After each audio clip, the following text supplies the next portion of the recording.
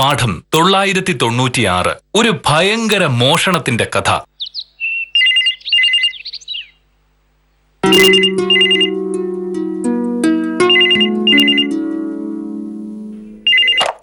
Hello, അതെ, ഉണ്ട്. ആര്? ആ, മനസ്സിലായി, ഞാൻ കൊടുക്കാം. മോനട്ടാ, ഇപ്പൊ വരുവേ. ആരാണ്? ജോണിക്കുട്ടി. ഹലോ. ജോണിക്കുട്ടിക്ക് തരാമെന്ന് പറഞ്ഞ പൈസ ഞാൻ എടുത്ത് വെച്ചിട്ടുണ്ട്. ഒരു 10-30 ആകുമ്പോ വില്ലേജ് ഓഫീസിലേക്ക് വന്നാൽ മതി. അതെ അതെ. പിന്നെ 2 കാര്യങ്ങൾ പ്രധാനമായും പറയാനുണ്ട്. ഒന്ന്, ജോണിക്കുട്ടിയുടെ അത്യാവശ്യം മനസ്സിലാക്കിയത് കൊണ്ട് മാത്രമാണ് ഞാൻ പൈസ തരാൻ പോകുന്നത്. സാധാരണഗതിയിൽ ഞാൻ ആർക്കും 1 രൂപ പോലും കടം കൊടുക്കാറില്ല. വളരെ കറക്റ്റ്. അതുകൊണ്ട് പൈസ പറഞ്ഞ സമയത്ത് തന്നെ തിരികെ തരണം. ശരി, നല്ലത്. 2ാമത്തെ കാര്യം, ഞാൻ ഈ പൈസ ജോണിക്കുട്ടിക്ക് തരുന്ന കാര്യം വേറെ ആരും അറിയരുത്. അറിഞ്ഞാൽ മറ്റുള്ളവരും അവർക്ക് പൈസയ്ക്ക് അത്യാവശ്യം വരുമ്പോ എന്നരികിൽ വന്ന് ഇതുപോലെ ചോദിക്കും. അങ്ങനെ കൊടുക്കാൻ എന്റെ കയ്യിൽ കാശുണ്ടോ? ഇല്ല. ശരി, അപ്പോ 10:30 കാണാം. അപ്പൊ ആളുകൾക്ക് ഇവിടെ ഞാൻ തന്നെ പറഞ്ഞു, ഇങ്ങോട്ട് നോക്ക്. ഇപ്പൊ ആളുകൾക്ക് പൈസ കടം കൊടുത്തു തുടങ്ങിയല്ലേ? ജോണിക്കുട്ടിയുടെ ഭാര്യയ്ക്ക് സുഖമില്ല. തിരുവനന്തപുരത്തുള്ള ഏതോ ആശുപത്രിയിലേക്ക് പോകണം. പെട്ടെന്ന് വന്ന കാര്യമായതുകൊണ്ട് ജോണിക്കുട്ടിയുടെ കയ്യിൽ പൈസയില്ല. ജോണിക്കുട്ടി എന്നോട് വന്ന് ചോദിച്ചു, ഇങ്ങനൊരു ആവശ്യം വരുമ്പോൾ എങ്ങനെയാണ് പൈസയില്ല എന്ന് പറയുന്നത്? കൊടുക്കാം എന്ന് ഞാൻ പറഞ്ഞു.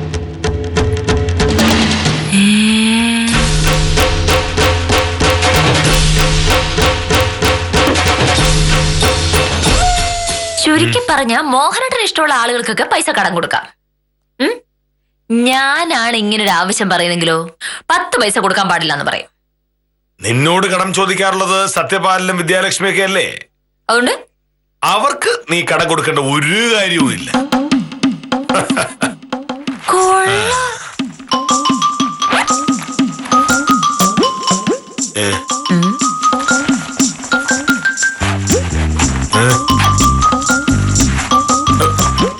എന്താ ഈ ബാഗിന്റെ പൈസ എവിടെ? പൈസ ജോണിക്കുട്ടി കൊടുക്കാനായി ഞാൻ ഇന്നലെ ബാങ്കിൽ നിന്നെടുത്ത 5000 രൂപ ഈ ബാഗിനകത്തുണ്ടായിരുന്നു. അതെവിടെ? എനിക്കറിഞ്ഞൂടാ, മോഹനേട്ടനല്ലേ വെച്ചത്. പൈസ ഞാൻ ഈ ബാഗ് തന്നെയാണ് വെച്ചത്. അതെവിടെ പോയി? ഞാനാണെ പൈസ എടുത്തിട്ടില്ല. എന്താ സത്യം പറയൂ, എന്റെ പൈസ എവിടെ? ഞാൻ കണ്ടിട്ടുകൂടിയില്ല, പിന്നെ ഞാൻ എടുക്കും. എവിടെ വെച്ചെന്നാ മോനോട് തന്നെ ആലോചിച്ച് നോക്ക്. വെറുതെ എന്റെ മകൻ ഇട്ട കാര്യമൊന്നുമില്ലേ?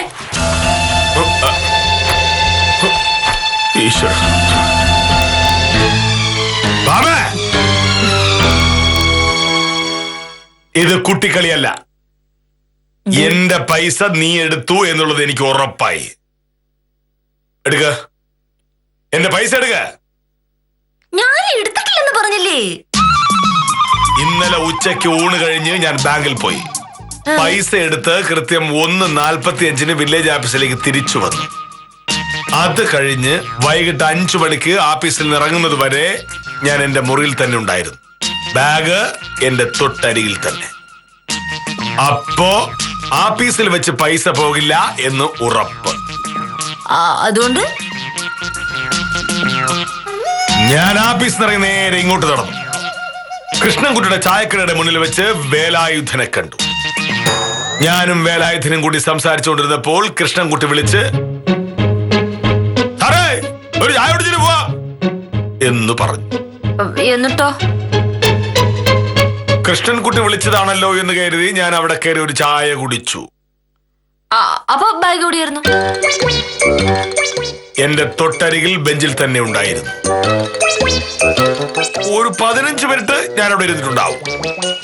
അത് കഴിഞ്ഞ് ഞാൻ അവിടെ നിന്ന് ഇറങ്ങി. പിന്നെ നേരെ ഇവിടെ വന്ന പാടെ ബാഗ് മേശപ്പുറത്ത് വെച്ചു. പിന്നെ ഞാൻ ആ ബാഗ് തുറന്നത് ഇപ്പോഴാണ്. ഹാമേ നീ തന്നെയാണ് ആ പൈസ എടുത്തത്. ഏ? മര്യാദക്ക് തിരിച്ചറിയാൻ നിനക്കല്ലത്. ഞാൻ എടുത്തിട്ടില്ലെന്ന് പറഞ്ഞില്ലേ? ചുമ്മാ ഒരാളെ പറ്റി എന്തെങ്കിലും പറഞ്ഞാൽ മതിയോ? ഇമ്മാതിരി കാര്യം പറയുമ്പോ തെളിവ് വേണം. തെളിവുണ്ടല്ലോ, സാഹചര്യ തെളിവുകൾ. എന്ത് സാഹചര്യ തെളിവ്? അതായത് ഞാൻ ഇന്നലെ ഉച്ചക്ക് പൈസ ബാങ്കിൽ നിന്ന് എടുത്തു എന്നുള്ളതിന് തെളിവുണ്ട് അല്ലേ? പിന്നെ ഞാൻ പോയത് ആഫീസിലേക്കാണ്. അവിടെ വെച്ച് എന്റെ ബാഗ് ഞാൻ പോലും തുറന്നിട്ടില്ല.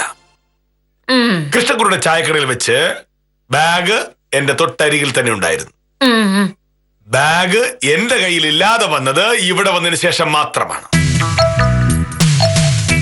ആ സമയത്താണ് മോഷണം നടന്നത് എന്ന് ഉറപ്പല്ലേ? ഇവിടെ വന്നതിന് ശേഷമാണ് മോഷണം നടന്നിട്ടുള്ളത് എങ്കിൽ ഉറപ്പായും അതെടുത്തത് നീ തന്നെയാണ്. കാരണം ഇന്നലെ വൈകിട്ട് ഞാൻ ഓഫീസിൽ വന്നതിന് ശേഷം ഇതുവരെ ഈ വീട്ടിൽ വേറെ ആരും വന്നിട്ടില്ല.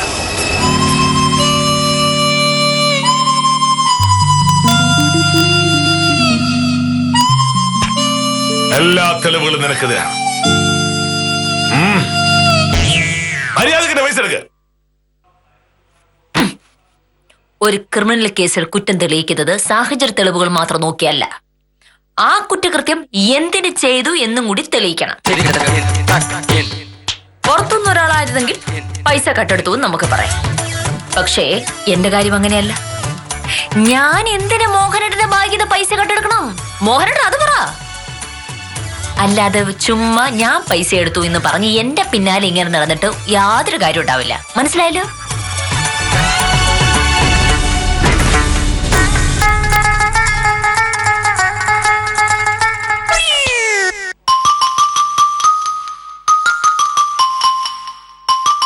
വരുന്നുണ്ട്.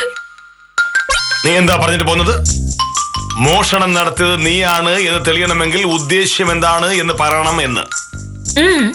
നിയമം അങ്ങനെയാണ്. Motive of the crime. എന്താവശ്യത്തിനായിട്ട് ഒരു കുറ്റകൃത്യം ചെയ്തു അത് വ്യക്തമായിട്ട് തെളിയിച്ചേ പറ്റൂ. എനിക്ക് പൈസക്ക് ആവശ്യമുണ്ടെങ്കിൽ ഞാൻ മോഹനോട് ചോദിച്ചാ പോരെ. ഞാനെന്തിനാ വെറുതെ കട്ടെടുക്കുന്നത്? കാര്യമുണ്ടല്ലോ. എന്ത്? നിന്റെ ഓരോ ധൂർത്തുകൾക്കും ഞാൻ പൈസ തരില്ല എന്ന് നിനക്കറിയാം. അതുകൊണ്ട് നീ പൈസ എടുത്തു. അയ്യാടാ, എന്ത് ധൂർത്തെന്നാണ്? ചുമ്മാ എന്തെങ്കിലും പറഞ്ഞാ പോരാ. പറയുന്നത് വ്യക്തമായിട്ട് പറയണം. ഞാൻ പറയാം. ഇന്നലെ രാവിലെ ഞാനും നീയും തമ്മിൽ ഒരു വഴക്കുണ്ടായി ഇല്ലേ? അറിയാ, നിന്റെ കൂടെ ജോലി ചെയ്യുന്ന പ്രമീളയുടെ കല്യാണത്തിന് പോകാനായി ഒരു പുതിയ സാരി വാങ്ങണം എന്ന് നീ പറഞ്ഞു ഇല്ലേ?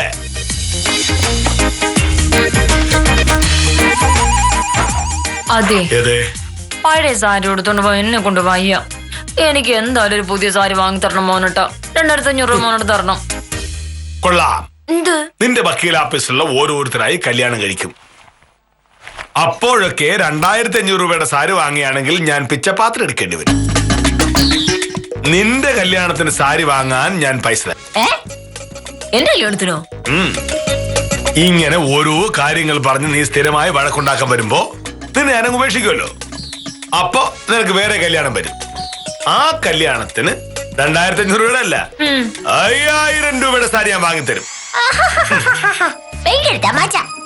അതെ, എനിക്ക് എന്തായാലും പുതിയ സാരി വാങ്ങിയേ പറ്റൂ. മോളുടെ പൈസ താ. അങ്ങനെ നീ പറയുമ്പോഴൊക്കെ എടുത്തു തരാൻ ഞാനിവിടെ കള്ളനോട് അടിച്ചോണ്ടിരിക്കുകയല്ല. സത്യസന്ധമായി ജോലി ചെയ്യുന്ന ഒരു സർക്കാർ ഉദ്യോഗസ്ഥരാണ് കെ മോഹനകൃഷ്ണ സാർ.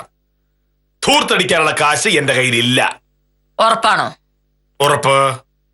ശരി, അങ്ങനെയാണെങ്കിൽ എന്റെ ഭാഗത്തു നിന്നും അത്രയ്ക്കുള്ള മര്യാദ മോഹനേട്ടനെ പ്രതീക്ഷിച്ചാൽ മതി. നാളെ മുതൽ മോഹനേട്ടന്റെ ഒരു കാര്യം ഞാൻ ചെയ്തു തരില്ല. തുണി അലക്കില്ല, തേക്കില്ല, കഴിക്കാൻ ഞാനൊന്നും ഉണ്ടാക്കി തരില്ല എന്നുള്ള കാര്യം ഉറപ്പ്. ആണെന്ന് തന്നെ കൂട്ടിക്കോ. എന്തായാലും പ്രമീളയുടെ കല്യാണത്തിന് പുതിയ സാരി ഉടുത്താൽ ഞാൻ പോകും. അതിനുള്ള വഴി എനിക്കറിയാം. 2500 രൂപ ഉണ്ടാക്കാൻ സത്യഭാമിക്ക് ഒരു പാടുമില്ല.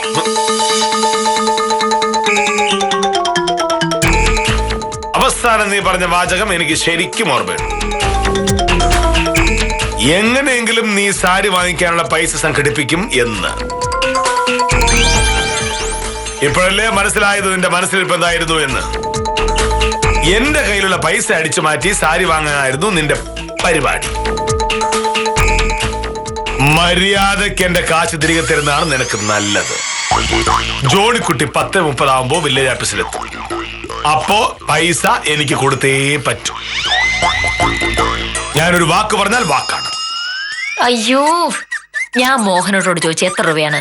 2500 രൂപ. ആ, മോഹനേട്ടന്റെ ബാഗിൽ നിന്ന് കാണാതെ പോയ എത്ര രൂപയാണ്? 5000 രൂപ.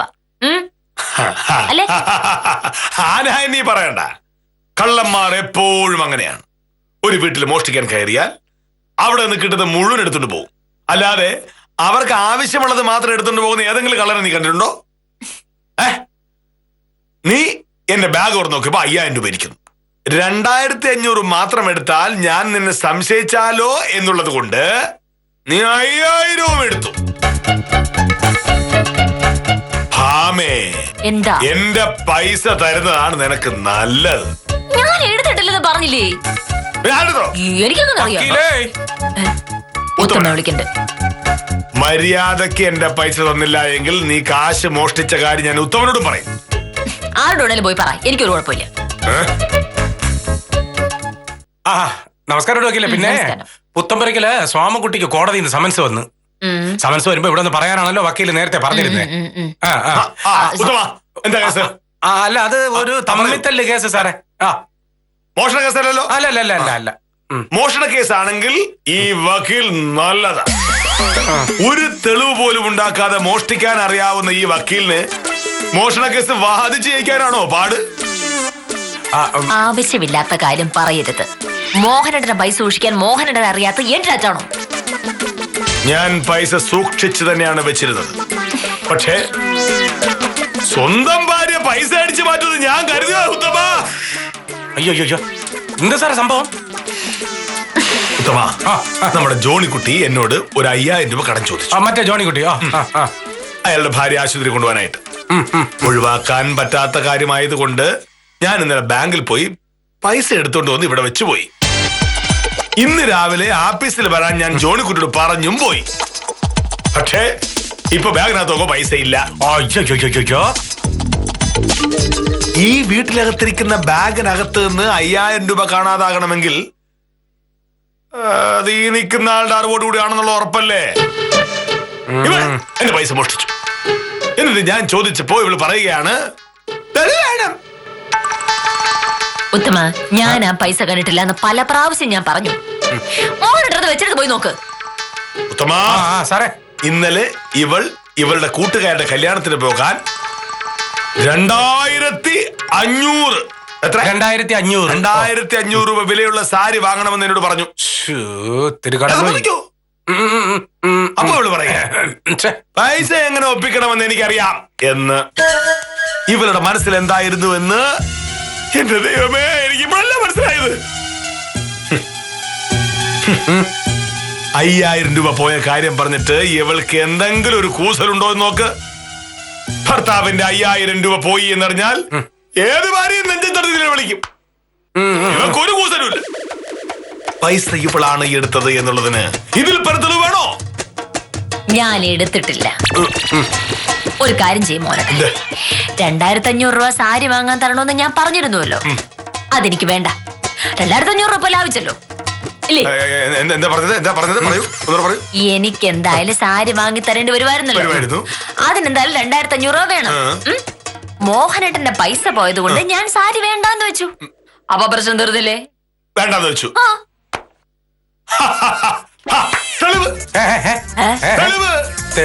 പൈസ ഇവളാണ് എടുത്തത് എന്നുള്ളതിന് അടുത്ത തെളിവ്.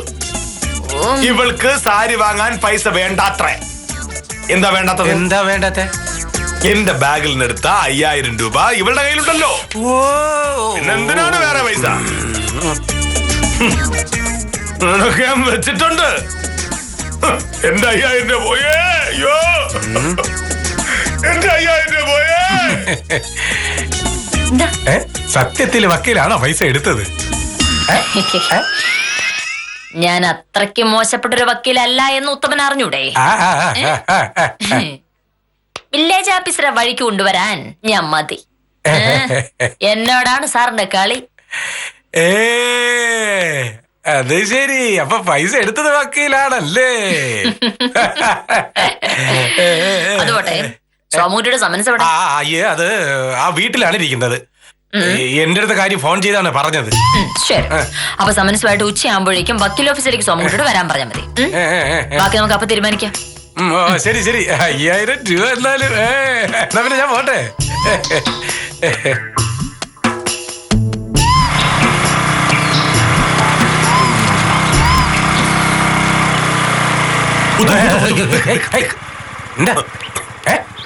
എനിക്ക് തീരെ ബുദ്ധിയില്ല എന്ന് കരുതുന്ന ചില മന്ദബുദ്ധികൾ ഈ നാട്ടിലുണ്ട്.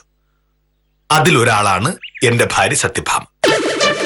പക്ഷേ ഭാമയേക്കാൾ ഒരുപാട് ബുദ്ധി കൂടുതലുള്ള ആളാണ് ഞാനെന്ന് ഭാമ ഇന്നറിയാൻ പോകുന്നേ ഉള്ളൂ. പൈസ എടുത്ത് വക്കീലാണ് സാറിന് മനസ്സിലായ? ഇല്ല. പിന്നെ അയ്യ, പൈസ ഉണ്ടായിരുന്നെങ്കിലല്ലേ അവൾ എടുക്കൂ. എന്റെ ബാഗിലിട്ട പൈസ ഇല്ലായിരുന്നു. പൈസ ഇല്ലായിരുന്നു.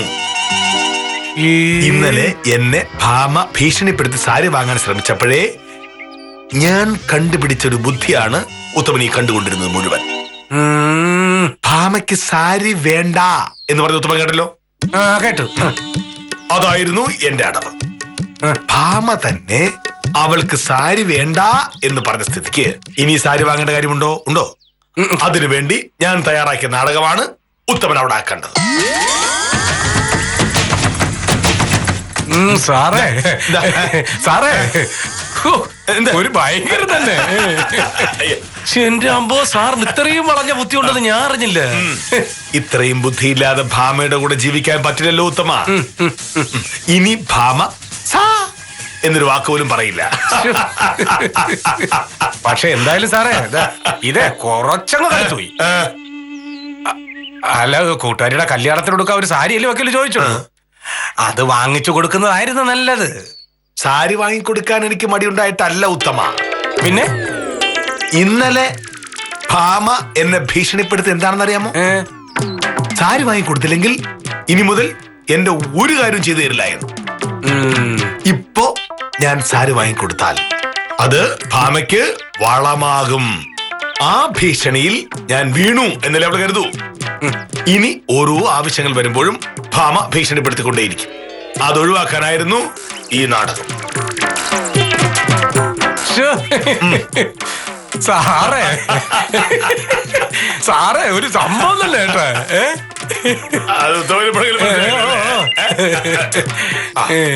അപ്പോ തോന്നിട്ടോ പിന്നെ ഒരു നിമിഷം നമ്മളിവിടെ സംസാരിച്ച കാര്യം വല്ലതും ഭാമ അറിഞ്ഞാൽ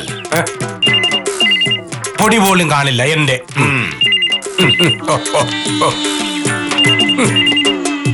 ഈ നാമ്പേച്ചിക്ക് മരപ്പട്ടി കൂട്ടെന്ന് പറയുന്ന ഇതാ. എന്റെ അമ്പോ.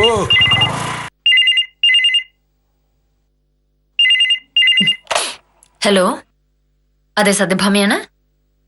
ആലിസേ, ഞാൻ അങ്ങോട്ട് വിളിച്ചിരുന്നു, നീ ഫോൺ എടുത്തില്ലപ്പോ. അതെയോ? പിന്നെ എന്തൊക്കെയുണ്ട് വിശേഷം? എനിക്കെന്ത് വിശേഷം, അങ്ങനെ പോകുന്നു. വീട്ടിലെ തിരക്കും കേസിന്റെ തിരക്കും ഒക്കെ ആയിട്ട് ഫുൾ ടൈം ബിസി അല്ലേ? അതെ അതെ. പിന്നെ ഇന്ന് പോണം. കൃത്യം 9:38 ആകുമ്പോഴേക്കും മോഹനേട്ടൻ ഇവിടെ നിന്ന് ഇറങ്ങും. അത് കഴിഞ്ഞ് വേണം എനിക്ക് എന്റെ കാര്യങ്ങളൊക്കെ ഒന്ന് നോക്കാൻ. എന്തായാലും ഒരു 10:15 ഞാൻ ഇവിടെ നിന്ന് ഇറങ്ങും. 10:30 വക്കീൽ ഓഫീസിൽ എന്നാ മതിയല്ലോ. ഒന്നുമില്ല, ഞാൻ വെറുതെ വിളിച്ചേ ഉള്ളൂ. ശരി അപ്പോ. എന്ത് തീരുമാനിച്ചു? എന്ത്? അല്ല, എന്റെ പൈസ തിരികെ തരുന്നുണ്ടോ ഇല്ലയോ?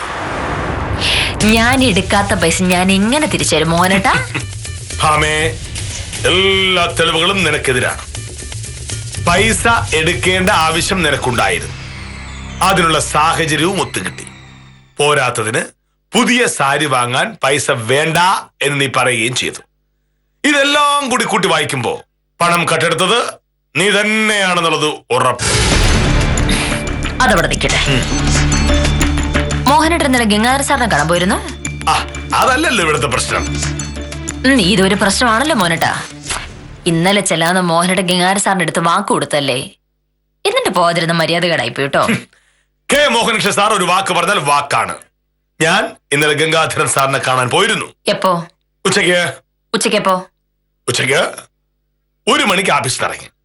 1:20 ഗംഗാധര സാറിന്റെ വീട്ടിലെത്തി. അപ്പൊ ബാങ്കിൽ പോയതപ്പോഴാ? ബാങ്കില മോഹനേട്ടൻ ഇന്നലെ ജോണിക്കുട്ടി കൊടുക്കാനുള്ള പൈസ എടുക്കാനായിട്ട് 1 മണിക്കായിരുന്നല്ലോ പോയത്. 1 മണിക്ക് ബാങ്കിൽ പോയി 2 മണിക്ക് തിരിച്ചു വന്നു. അതേ സമയത്ത് തന്നെ ഗംഗാധര സാറിന്റെ വീട്ടിലും മോഹനേട്ടൻ ചെന്നു. അതെങ്ങനെയായിരുന്നു മോഹനേട്ടാ? 2 മോഹനേട്ടനുണ്ടോ? ഞാൻ ബാങ്കിൽ പോയത് ഉച്ചയല്ല, വൈകിട്ടാ. ആഹാ, വൈകിട്ട് 5 മണി കഴിഞ്ഞിട്ട് ഏത് ബാങ്കാ മോഹനേട്ടാ? ബാങ്ക് ഉച്ചക്ക് പോയി, വൈകിട്ടാ ഗംഗാധരന്റെ വീട്ടിൽ പോയി. ഗംഗാധര സാറിന്റെ അടുത്ത് ഉച്ചയ്ക്ക് തന്നെയാ മോഹനേട്ടൻ പോയത്. മോഹനേട്ടൻ ഇന്നലെ അവിടെ നിന്ന് ഇറങ്ങിയപ്പോ തന്നെ ഗംഗാധര സാർ എന്നെ വിളിച്ച് പറഞ്ഞിരുന്നു. അതല്ലല്ലോ ഇവിടുത്തെ പ്രശ്നം. ഇവിടുത്തെ പ്രശ്നം പൈസ അല്ലേ? ഏത് പൈസ? 5000 രൂപ. ഞാനിപ്പോ ഫോണിൽ സംസാരിച്ചത് ആരോടാണെന്ന് അറിയാമോ? ആലീസിനോടാ. ജോണിക്കുട്ടിയുടെ ഭാര്യ ആലീസില്ലേ? ജോണിക്കുട്ടിയുടെ ഭാര്യ ആലീസ്. അവളുടെ ചികിത്സയ്ക്കാണല്ലോ മോഹനേട്ടൻ ജോണിക്കുട്ടിക്ക് പൈസ കൊടുക്കാമെന്ന് പറഞ്ഞത്. ചികിത്സ എല്ലാം കഴിഞ്ഞ് അവള് വന്നിട്ട് ആഴ്ച 1 മോഹനേട്ടൻ. എന്താ കാര്യം? അതാണ് കാര്യമൊക്കെ എനിക്ക് മനസ്സിലായി, എല്ലാം മനസ്സിലായി. സാരിക്ക് വേണ്ടി കാശ് തരാൻ മനസ്സിലാത്തത് കൊണ്ട് ഒരു മോഷണ കേസ് മോഹനേട്ടനായിട്ടുണ്ടാക്കി എന്നെ അതിൽ പ്രതിയാക്കി. അതല്ലായിരുന്നു സത്യം അല്ലേ? ഇന്നലെ ഉച്ചയ്ക്ക് ബാങ്കിൽ പോയ കഥ പറഞ്ഞപ്പോഴേ എനിക്ക് മനസ്സിലായി ഒക്കെ കള്ളവന്ന്. എവിടം വരെ പോകും സാറ് എന്നറിയാനായിട്ട് ഞാൻ കാത്തിരിക്കുകയായിരുന്നു. അതെ, പിന്നെ മിണ്ടിപ്പോരുത്. മോഹനേട്ടൻ എന്നെ പറ്റി എന്താ കരുതിയിരിക്കുന്നേ? നാട്ടിലെ 1-ാം നമ്പർ കള്ളന്മാരെ കൈകാര്യം ചെയ്യുന്ന ഒരു വക്കീലാണ് ഞാൻ. എന്റെ അടുത്താണ് ഈ സാധാ കള്ളന്റെ ഒരു നമ്പർ. എന്തെങ്കിലും പറയാനുണ്ടോ? സാരി വാങ്ങാത്തവർ വേണം 2500 രൂപ. തീർന്നല്ല പ്രശ്നം. ആദ്യം പൈസ പ്രശ്നം തീരുവോ, എന്നിട്ട് നമുക്ക് നോക്കാം. ഭയങ്കര മോശമായി പോയി. അതെ, വളരെ മോശമായി. വില്ലേജ് ഓഫീസർ ബുദ്ധിമാനാണെന്ന കാര്യത്തിൽ അദ്ദേഹത്തെ പരിചയമുള്ള ആർക്കും സംശയമുണ്ടാവില്ല. പക്ഷേ ബുദ്ധിയുടെ കാര്യത്തിൽ വക്കീലും ഒട്ടും മോശമല്ല എന്ന് മോഹനകൃഷ്ണനെങ്കിലും ചിന്തിക്കേണ്ടതായിരുന്നു. സാരമില്ല, ഈ കളി പുറത്താരും അറിഞ്ഞില്ല എന്ന് സമാധാനിച്ച് ഇന്നത്തേക്ക് വിടാം. കാര്യം നിസാരം തുടരുന്നു.